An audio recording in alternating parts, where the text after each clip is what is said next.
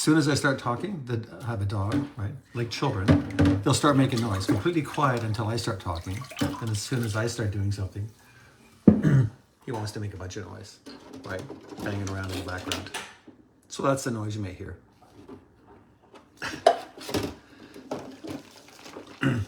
But we're been on this conversation around, around spirituality and rituals and continuity and there's a real dilution of the power of what we call spirituality. I think it's so diluted that it has nowhere near the capacity it did, 200 years ago. And there's lots of arguments around around spirituality, and of course it's a pretty broad term, right? Every culture has their own claim on it, They have a claim on it, and they deny the right to others to have a claim on it, whatever their version is, and which I find fascinating because it. I think I remember. I think I remember the conversation growing up. I think I remember where it came from, and it was more around the Jews, talking about Jews and Gentiles, right? That old story, Jews and Gentiles. Gentiles were non-Christian people, and the Jews, of course, were the chosen people historically. But as I got into this conversation, as I gone down this rabbit hole, or explored more of the history of spirituality and the various cultures and the various practices, and what was interesting is that most practices, I think, I look at eight,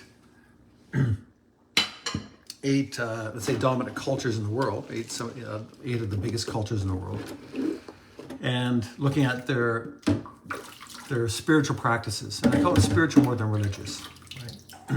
So I think there's actually scientific evidence, which is really quite beautiful, to point towards the scientific evidence that really points towards the innate wiring of a spiritual instinct, and humans, which I think intuitively, we kind of understood that because we're always searching for something. If we don't have a faith practice that we belong to, then we're always perpetually searching for something like that. Personal development world has tried to step in and fill that void. I don't know how well they've done, but that's definitely the appeal of that that particular world. But when I look at these 8 different cultures and seeing that all the rituals were quite consistent. The rituals were very, very, very similar. The food might be different, the color of the clothing might be different, the language might be different, but essentially the practice, the rituals that they had to govern their lives day to day and throughout the course of life were pretty much identical. So I always kind of wonder, what does that speak to, right? What is that? What is the fact that every culture, every ancient culture, still has had a series of practices that were very similar to cultures that they didn't even know exist. It wasn't that they just blended all together by happenstance. They all they all use prayer, meditation. They all used the blessing of food, right? They all had coming of age ceremonies, right? They all looked at their elders with with respect, and they had, they just had these ideas that there was so much continuity across the board, all these different cultures and spiritual belief systems that actually had nothing to do with each other, and for the most part, really had limited amount of connection, and yet the practices were very similar. So. And then if I look at our modern world and look at how spiritual practice is put together, and the continuity is not the same. I don't think it's as it's not rigidity, but I just don't think it's as powerful. I think we're leaving so much on the table by not actually fully adopting the ritual of whatever it is that we believe. We like the watered down version of it, typically because it's not as intrusive, right? Doesn't make us, it doesn't make us have to alter our lives too dramatically, right? To have some sort of spiritual belief, and we can water it down.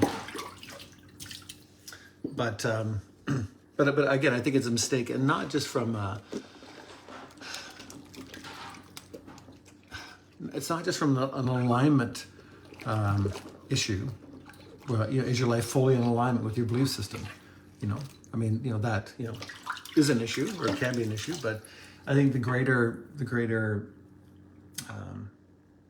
idea around this is that, and less provocative, right? Because you're not pointing people saying, well, you're not living up to your practice the way you should, because you're only rolling in once a week, declaring some sort of belief, and then the rest of the week you're kind of off grid.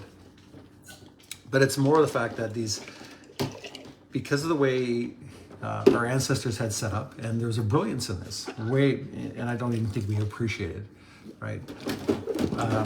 But the way they set up these practices on a daily basis, and multiple times a day, so we'd be looking at 3 to 5 times a day, probably more, that every man, woman, and child would be interacting, come face to face with their spiritual ethic, whatever that meant, right? So every man, woman, and child would have to contend with whatever their belief system is, whatever the culture had set up, whatever practices were designed, inside that space, that they come into contact with it, and it was the idea was being refreshed over and over and over again, multiple times a day, right? Minimum of 3, but definitely, assumably more. If you look at, spiritual practices within cultures that their whole life was governed by these ideas. And again, I think there's some beauty in that. But, so imagine this, and I'll go a little bit, I'll take a little bit of a sidestep, and even if the whole idea of, the spiritual idea, even if it was just a fairy tale, right? So maybe it's not even true. Like, we don't know, right? Like, we say we do, but there's nothing under a microscope that we can point to, other than the fact that we know that all humans have a spiritual instinct, right? We have this desire. But if I think what our ancestors were up to, and where I see just the practicality of ritual and belief systems, and congruency to those belief systems, right, which I think is hugely important, is that the world, for the most part, has always been trying to take us out. Seemingly more so in the last 3 years than any other time in history. But typically, humans, we lived in a world that was challenging, right? Challenging from the ability to feed and clothe ourselves, challenging from the elements, right? Nature was trying to kill us. Food was always, food could have been an issue. Was an issue for long periods of time. Warring tribes, right? Everybody, humans just wanted to kill each other. Don't really understand what that's all about, right? We haven't slow to learn lessons, unfortunately. But the world was adversarial, and still is, right? Now it's by our own hand. But growing up and living in the world is adversarial, right? There's all sorts of things that are very challenging. And we know that humans are more wired or more sensitive to negative influences or negative stimulus, right? So we have a heightened sense of awareness to things that can harm us, which kind of makes sense, right? Right? You would expect that. You would expect that humans would, the biology of a human would be more wired and attuned to potential threats. So that's self-evident, right? And you'd say, okay, well, because that would make sense, because, if you saw an 800-pound a pussycat coming down the garden path, you go, oh, what a beautiful cat! It's very orange and black stripes, and how beautiful is that? No, you'd be terrified. You'd run like hell. So because we're wired, we have a sensitivity towards negative influence or negative potential threats. And that was happening all the time, and that was quite a big part of, it's always been an issue with humans, right? We're vulnerable. So, but we didn't have Ativan back in the day, right? We didn't have therapists. We didn't have all sorts of drugs and distraction. What we did have, though, is we had shamans, priests, holy people inside of our tribe. But we also had daily prayer, meditation, and these practices. And what I firmly believe is that these daily practices were a daily reconciliation of orientation, daily reconciliation of where you were, what was going on, and you could, at the end of the day, or maybe halfway through the day. I'm not quite sure exactly how this would map out, but if you look at the Jewish faith, they'd be praying 3 times a day. So if you'd have a pretty off day, and yet your culture required you to go meet and have a conversation and with your Creator 3 times a day, and you did that. It's a way to reconcile what was going on during the day. So challenges, threats, imaginary, otherwise, could be reconciled in these moments, these ritualistic moments of prayer and meditation, and that was done every day, right? And so just think about the power of that. If you could reconcile your challenges, if you can reconcile, the anxiety and the concerns that you have, and because of your culture, because of your cultural practices, you're praying 3 times a day. I think Islamic faith is 5 times a day. But if you're doing it, as a minimum 3 times a day, every single day, 7 days a week, you wouldn't be packing a bunch of yesterday's problems into today. Right? And the best example of that, and I think I've spoken to this before, is that when I was with my son in Nicaragua, we had spent several months there. And the last couple of weeks while we were there, we're in this colonial city of Leon. And I would go spend time in these beautiful ornate old Catholic churches, right? So, very Gothic structures, beautiful architecture. And I go in and meditate, right? Because, it was a sacred place, to a lot of people, and I wasn't Catholic necessarily, but there was just it was the idea behind it, right? That this place was sacred.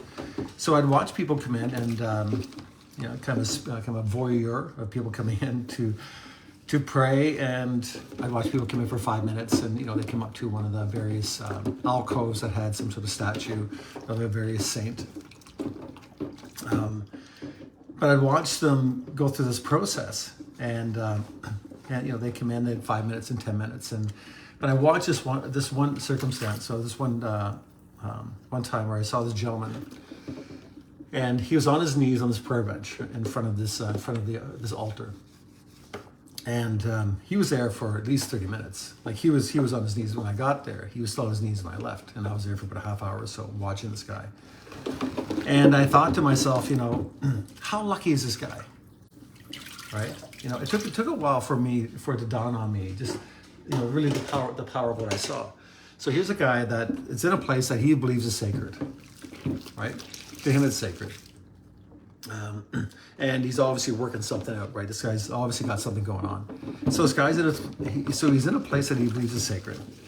And he's talking to his higher power. Now, if you're not, a believer of anything in particular, you can say, well, maybe he's just talking to his higher self. He's talking to the higher degree of intelligence.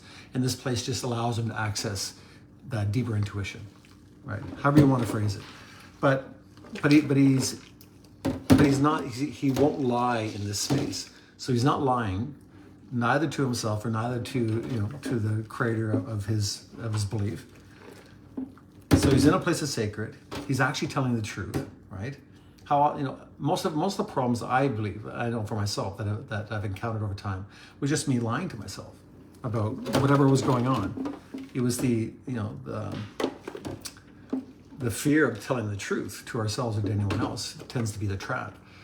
And so he's in a place where he's not lying, right? He's not going to lie in this beautiful, ornate, Gothic Catholic church. He's not going to lie in front of the altar because he believes, God's watching him, listening. So he's in this place that's sacred. He's actually telling the truth. He's working at his problems in real time. So he's actually, for a man especially, right? He's processing his emotions and his concerns. He's actually working his way through them, asking for guidance, right? And again, whether it's his own higher common sense or whether it's actually God, that can be you can decide how you feel about that. But just that the way he was acting it out and going through that process and working through his problems in real time, not 25 years later with the therapy and you got a Pez dispenser full of Ativan because you've compartmentalized your issues your entire life. this gentleman has access, and he has a belief system that he can do this stuff in real time. You think about Catholic confession, and quite often it's the butt of a lot of jokes, right? Go in and confess on Sunday, yes, and then and then you roll up Monday and you read back to your old tricks, right? But as long as you said you were sorry on Sunday. But I think the idea behind the Catholic confession, I think it's an intelligent idea. Because if it's something that's done routinely, and let's say it's a ritual, every week you go in and you reconcile it, well, if you're actually honest, and a lot of people are, I don't think everybody is, hypocritical in doing it just because they think they're gonna, to get a jail free card. I think people are they do it in earnest. But if you reconcile the insanity in your head, the insanity in your heart, and if you had a place to reconcile, and you're actually telling the truth, and you're in a sacred place that you believe to be sacred, and you're actually telling the truth, and you're working your way through it. And what was so striking is that as I left this church, as I left this beautiful ornate church, I thought about this guy and said, you know what? He's going to go home to a group of people who believes what he believes. He's going to go home to a wife and kids and aunts and uncles and neighbors and people he works with, or maybe people he works for, and he's going to be in an environment of people who believe what he believes. How powerful is that? And it just struck me just how important the idea of culture, like a real culture, Canada, beautiful country, very, lots of wonderful things about it potentially, but there's no culture here, right? It's, and I think if people have a religious culture, a spiritual culture, they should hold on to it, right? You can move yourself forward into the modern world and what they call moderna a little bit, right? Except the fact that, you have technology that make your life better. But losing your spiritual culture is just, I think it's the most devastating. It's the most devastating thing we've done to humanity by far. And we're in a, and assumably, if you look around and you see what's going on, you could safely say we're in a deep spiritual crisis. It's because we've lost the mechanism that was built into culture, built into the world from the very get-go. Again, think about it. I'll rehash it this way. Think about it. Every man, woman, child, in every culture around the world for thousands of years, right? It's not just recently, but ever since we've walked the earth, from as far back as we can wander back through written history and oral history. Every man, woman, and child has been a part of a ritualistic set of practices, right? In every part of the world. Those practices were a daily practice and orientation to a higher set of ethics in every part of the world, every man, woman, and child, right? And which is powerful, daily, every single day, right? How often do we do that? Who can honestly say that's what I do every day? I have a daily set of practices. I'm orientated that way, right? And they're very profound, they're very deeply connected, right? And so what I thought was really interesting about it, and this is just from a health perspective, if I'm engaged in rituals engage my senses, right? I have 5 senses. Rituals engage at least 4 of them, right? What I'm seeing, what I'm hearing, what I'm smelling, incense, right? What I'm feeling, the emotional state. So if I have music and candles and incense and mantras and prayers and spoken word and music, so I'm taking 4 of my senses and I'm orienting them towards something very profound and very powerful and very meaningful to me. And so I do that every day, multiple times a day. And because I did it multiple times a day, my brain structure, right, the neurons in my brain began to adapt themselves to this spiritual orientation because of the repetition. We know neuroplasticity is a thing, right? 66 days or so, 120 days, you can change a habit. What if you did something for like 7,000 years? And it's intergenerational, right? Every generation from you and before you were in a series of practices. If we believe intergenerational trauma can be a thing, why not intergenerational spiritual ethic? Why do we always look at the only thing that my family brought down was the negative? Yeah, family brought down all sorts of nonsense for sure. But what was more pervasive and more powerful is the spiritual instinct. And we keep talking about this, we focus on the negative. But you have these rituals and train the brain, reshape the brain. If it reshapes the brain, which I believe it has, It reshapes the chemistry that we're living in. Because, if I have a thought, what's a thought? Well, the thought's a series of neurochemical reactions. So the chemistry is called what? Neuropeptides. Neuropeptides are hormones, right? So turn into hormones, have a downstream effect. So I have these spiritual ideas from the spiritual network that's been created by these spiritual rituals done daily for thousands of years, which have oriented my brain in a very particular way, which changed the chemistry, which gave a chemistry of spiritual acknowledgement on a daily basis, one way or the other, right? And that had downstream effect into my body and communicating with my cells. 100 trillion cells are being influenced and spoken to from the higher part of the brain with a spiritual instinct. You stay with me? Right? I get excited about this stuff, right? Because I don't think we even remotely understand the power of what we have inside these beautiful spiritual rituals, regardless of what culture you're speaking from. And we're just wasting it. For what? All 100 trillion cells of what you're made up from were born and have a necessity, I believe, for the spiritual instinct to be replayed on a daily basis, to see what your body is really capable of, to see what you are really capable of. I don't think we can do it through any other lens. And if you look around the world, it shows that we're struggling to do anything through any lens, because our lens keeps changing, right? It just, you can be anything you want. You can do whatever you want. You can believe whatever you want. You can treat people however you want. But there's that deep, powerful part of who we are, that it's been built over time, built over millennia, and we're just ignoring it. And I think this is such power. There's so much power on the table, and there's so much peace of mind on the table, and there's so much truth on the table if we're just willing to access it. And it's not that I'm, I got here through the lens of science, by the way. So it's not that I have a spiritual, a religious bone to pick with anyone. I got here through the lens of science. I was curious because stuff I saw in my practice, and when I was doing physical work with individuals that were injured, physically injured, and I began to look at these patterns begin to emerge, because obviously I'm a curious guy, and these patterns began to emerge, and I just kept looking at it and looking at it and looking at it for the last 25 years, and to the point where I began to see a lot of these ancient, cultural, religious, spiritual practices were very scientific. They were very, very powerful, and somehow we just knew how to go about it.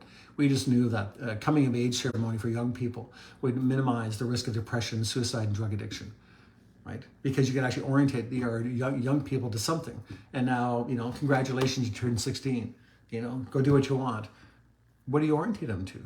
And so there was just, our ancestors were just so clever. They just walked in step, bringing the spiritual instinct that's 1/3 innate, 2/3 environmental, which there's literature on it.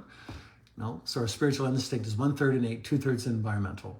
And their ancestors understood that these practices that have been created over time allowed us to orientate ourselves through the existence of our life, allowed us to really find our way through. And we've discarded and diluted all that stuff.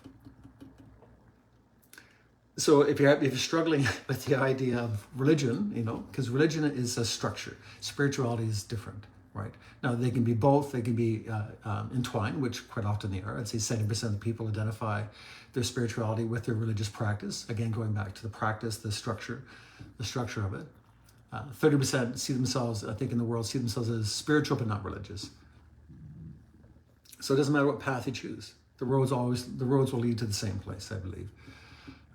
Anyhow, I've been babbling here for a while, but I just find this stuff so fascinating, and science allowed me to find my spiritual instinct, because I couldn't go the religious route, because I had a bug up my ass about religion, which a lot of us do. Because why? Well, because religion, there's hypocrisy in some of it, not all of it.